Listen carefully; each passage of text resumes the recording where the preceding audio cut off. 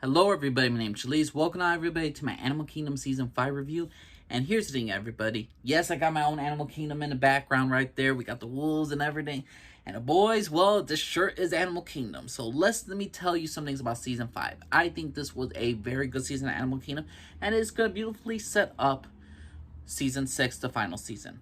This season was all about the death of Smurf, how it impacted the group, and how everybody in a family is trying to have a different place in this entire world that they live in.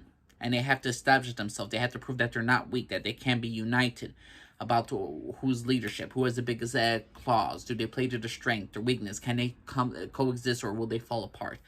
All that's in Animal Kingdom, and they do it very, very well done.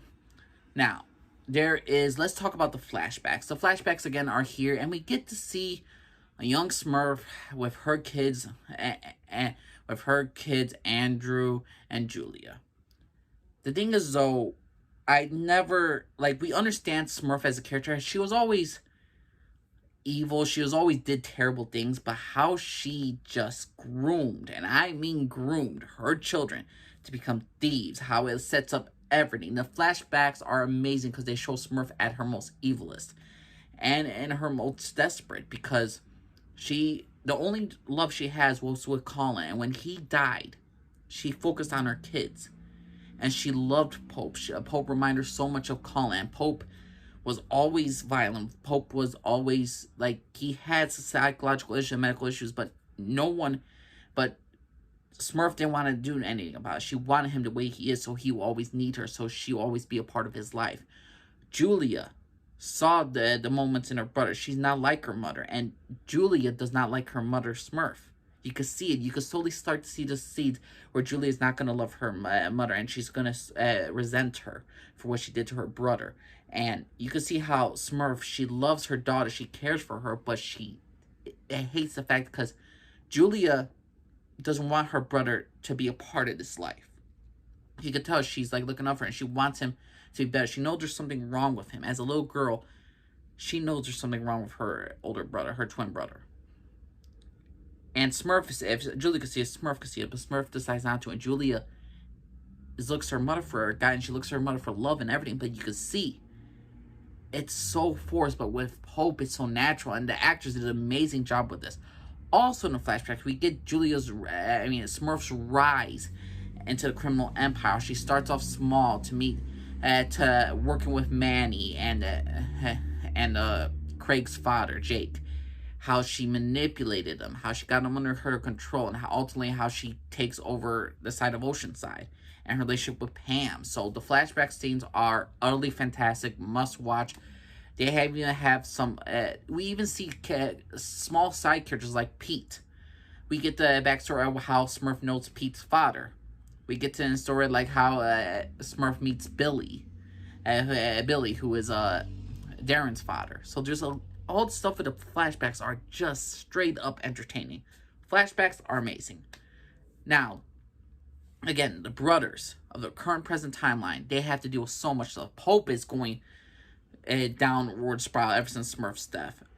Angela, talking about Angela. Angela is killed off screen, maybe because it was a COVID, maybe it was for different reasons, but either way, she's gone.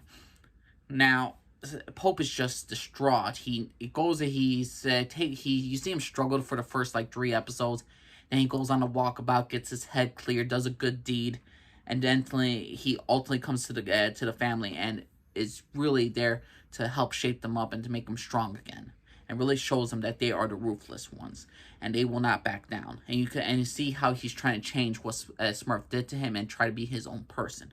So Pope as a character grew this season. It's just, it takes a while for Pope to handle things and get a hold of himself. So he got a hold of himself, and now he's back in the fray. Craig, his baby mama drama, his baby mama Ren, they have a kid together, and Craig's trying to manage his relationship with her. He wants her to go clean, legit, but Ren doesn't care about that. Ren only cares about the high life, like Smurf. I see a lot of Smurf in Ren. She's not cut out to be mom. She loves the drugs, the guns, the adrenaline, the joyride. She loves that stuff. Could she be loved for her kid? Yes, but she doesn't want to give up that life.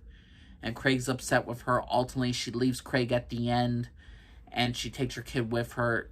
Craig is just downward spiral. He's starting to do more drugs. He gets clean again with Frankie's help. Frankie is a freaking mess. Her contacts are losing. She's losing all her contacts. She's on the run from some Russians, and ultimately she leaves the country at the end of this season. But I did enjoy her and Craig's relationship, so I enjoyed that character, Frankie, and I really like Craig as a character. Now with Darren is lost without Aiden. His bar's being closed down by the DEA. He's trying to prove that he's the leader of the group. He could be the smart one in the group. He bashed his head with Jay's. They literally fist fight. And he's just not in control. He's an emotional wreck, and he doesn't care about anything or anyone. And it's ain't until the end where him and Jay coexist. And Jay, for the most part of the season, was just struggling. And everybody in this entire group of family was just struggling with themselves. The Codys are just struggling with the death of their mother and death of all this and all the melodrama behind them. They got to deal with making money, how to launder money. They have to deal with so many issues. They have to deal.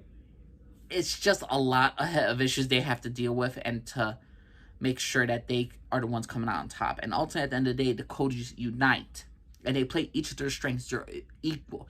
There's no like, oh, I'm the leader of the pack. Oh no, I'm the one in charge. I'm the one in charge. No, it's all of them four together, working together as a cohesive team, and it's just beautifully, breathtakingly done. So I enjoy Animal Kingdom Season 5 for what they did with each of the Codys. I understand if certain episodes dragged out because the characters were being dragged out.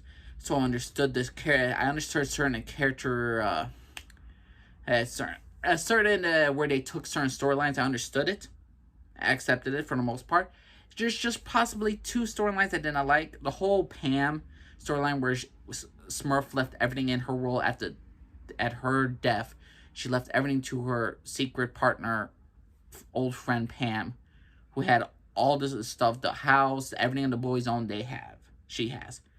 Ultimately, the boys just had to do one job for her and ride as rain. Which I kind of did not like. I think they wrapped up that storyline too fast, but you never know where it could lead to in Season 5. Also, Angela Pope's girlfriend is killed off screen. I think it was, again, due to COVID. Maybe the actress from Bones couldn't do it anymore. I don't know. I think a lot of stuff happened because of COVID that they could not do. I was expecting more of Jake to be around and more in Darren's life. I expected a little bit more. But all things considered, for going through COVID, I think the show did a great job. I would say, of all the seasons, I would say Season 2 is my favorite, then 3, then 1, then 5. And for Season 5, I want to give a B+, A-. I don't know how I totally feel about the season just yet. I know I enjoyed it. I'm not going to say I loved it, but I think it was a very good, necessary season. And the end conclusion with the cops finding Catherine's body. Yes, Catherine's body is going to lead to a whole downhill. So I don't know what Season 6 is going to be. I think this season did a great job of basically leading up to the fact that Season 6, it's the end-all, be-all. Will the Codys survive? How many will live? How many will die? Will they strive and drive together as a family? Will they continue to operate the way they can, or will they all separate? Will the pack die? Will they live together? Will they live all separately? Will one survive, go out into the wilderness? Will Darren meet Aiden in the future? Will Craig go to prison? Will he die? Will Ren go to prison and die? What will happen with their fathers, Jake and Billy? There's just so many moving pieces that I just absolutely love. Jay, who knows what's going to happen to him? He has really no connection. Maybe he dies. Maybe he survives. Pope, I don't see him living at the end of this season. I think he'll go to jail. We're probably going to have a heartbreaking, terrible moment with Lena discovering what happened to her mother and what Uncle Pope did to her mother, and that's just very upsetting. But overall, I'm looking forward to Animal Kingdom Season 6. I'm hoping this season doesn't screw up the final season, but for Season 5, I gotta say, this was absolutely fan-freaking-tastic, and they did an admirable job during COVID, and Season 5 was awesome in my opinion. So B+, A-. But that's my personal opinion, everybody. What y'all think of Animal Kingdom Season 5? Do you think it was a great season? Do you think it was a bad season? Please let me know what y'all think, everybody. My name's Lee Scarford, everybody. Bye.